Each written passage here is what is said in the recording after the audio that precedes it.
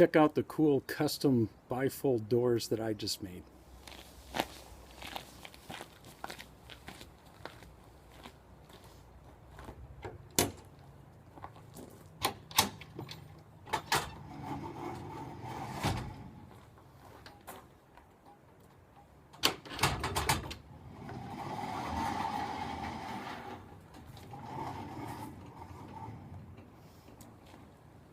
Nice, huh?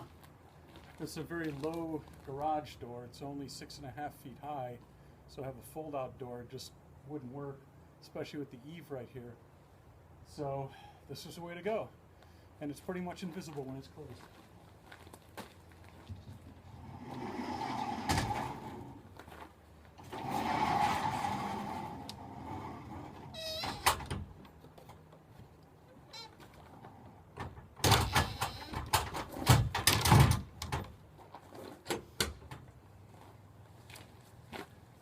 Board and batten makes it seems almost invisible.